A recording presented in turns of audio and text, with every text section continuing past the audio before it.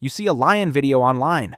Massive animal, mane like a thundercloud, teeth that could snap your femur like a pencil, and your first thought is, I want to touch it. You've never met that lion. You know on some level that it could kill you in about 4 seconds, and yet something in your chest lights up and you start calculating whether you could get away with just one pat on the head. This happens to almost everyone. Bears, wolves, tigers, great white sharks in documentaries, people lean toward the screen. They use words like majestic and beautiful, and I just want to hug it. No other animal on the planet looks at a predator and thinks that. A gazelle doesn't watch a cheetah and feel a pull. A rabbit doesn't see a hawk and want to reach out. Only us. So why do we do this? And what does it say about us that we can't stop?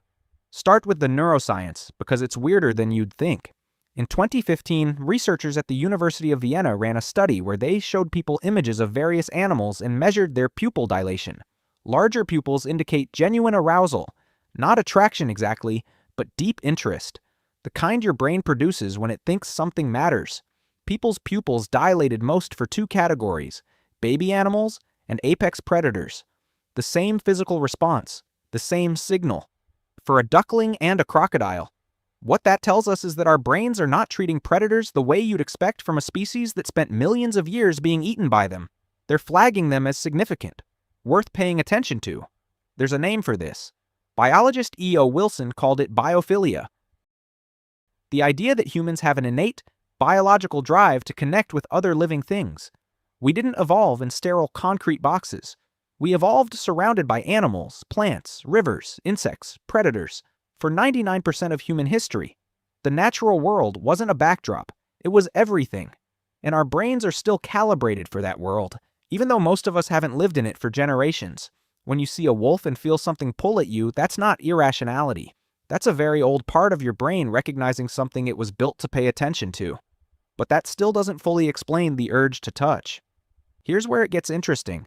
Humans are one of the only animals that regularly seeks out physical contact with members of other species. Dogs groom cats. Cats tolerate it. But they're not seeking each other out for comfort. Humans do. We keep animals as companions. We pay money to swim with dolphins. We visit zoos and press our faces against the glass. Touch, for humans, carries extraordinary neurological weight. Physical contact with animals, even brief, even unexpected, triggers a measurable drop in cortisol, the stress hormone, and a measurable spike in oxytocin, the bonding chemical your brain releases when you hug someone you love. Your brain doesn't fully distinguish between species when it comes to that response. A dog, a horse, even a snake. If you're holding it calmly, your body begins to regulate. Your heart rate slows. Your nervous system decides it's safe. And predators amplify this. Because there's a concept in psychology called the reward of mastery. When something that should frighten you doesn't, when you touch the dangerous thing and come out fine, your brain floods you with dopamine. The greater the perceived risk, the greater the reward. It's the same mechanism that makes roller coasters fun, the same mechanism behind horror movies. You're scared, and then you're not, and your brain marks that moment as significant, worth repeating. Touch a lion, walk away alive, and your brain essentially files that as one of the most important things you've ever done. Now here's the part most people don't want to hear. That pull you feel, the one toward the bear or the wolf or the big cat at the sanctuary, it doesn't mean what you think it means. There's a phenomenon researchers call the teddy bear effect. Humans are deeply wired to respond to what biologists call baby schema. Large eyes, round faces, small noses, soft features. Juvenile animals have it. Human babies have it. And a lot of large predators, particularly big cats, have faces that trigger the same response in adult humans. A lion cub is obvious, but even an adult tiger's face, with its flat features, wide-set eyes, and rounded skull, hits similar psychological buttons. Your brain doesn't send danger signals. It sends something closer to that's adorable.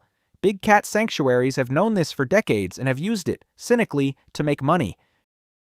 You pay a fee, you hold a cub, you get a photo, and somewhere in that transaction you feel something you describe as profound. What you're actually feeling is a neurological hijack. The cub gets separated from its mother earlier than it should. It becomes habituated to humans. And the moment it stops being small enough to be held, it gets cycled out, sold, discarded, sometimes killed.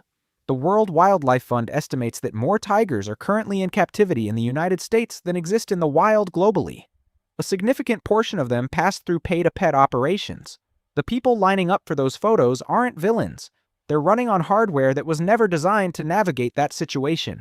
Evolution didn't prepare you for a world where a tiger cub could be a product. But pull back from the exploitation angle for a second, because the underlying impulse isn't dark, it's ancient.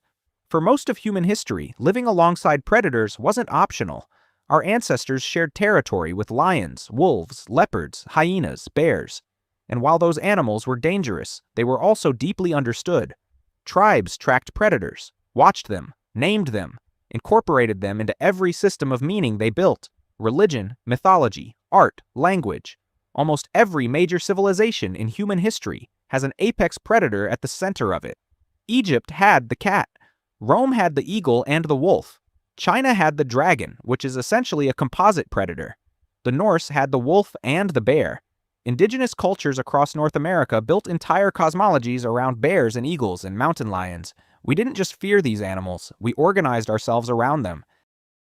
And the current research suggests that relationship left a mark that's deeper than culture.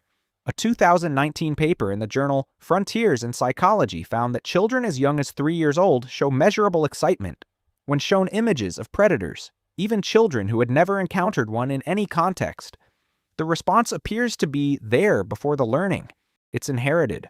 There's one more layer to this that almost never gets talked about. Humans are the only animal on Earth that voluntarily seeks proximity to its own predators. Every other prey species has a single, hardwired response to a carnivore. Get away. As fast as possible. As far as possible. We don't do that. And the argument could be made that this is why we're here. Our ability to not just tolerate predators, but study them, domesticate some of them, form alliances with others. It's one of the most unusual things about us as a species. Dogs were wolves once. Cats were wildcats. The same impulse that makes you want to touch the lion at the sanctuary is, in a very direct lineage, the impulse that resulted in a golden retriever sleeping at the foot of your bed. Someone, tens of thousands of years ago, did something extremely stupid and reached toward an animal that could have killed them. And it worked. And we've been doing it ever since. The wolf became the dog. The wildcat became the house cat. We formed working partnerships with horses, falcons, elephants, reindeer. Every one of those relationships started with a human choosing to move towards something that logic said to run from. So what do you do with all of that? You see a jaguar on a nature documentary. It's enormous. It clears 8 feet in a single stride. And something in you. I want to be near that. That response is real. It's biological. It's ancient. The ability to hold fear and fascination at the same time, to not immediately flee from a predator, to instead study it. That might be one of the most human things there is. The desire to touch a wild predator might be the oldest feeling humans have. The self-awareness to understand why we feel it, and to decide what to do about it, that's something only we can do.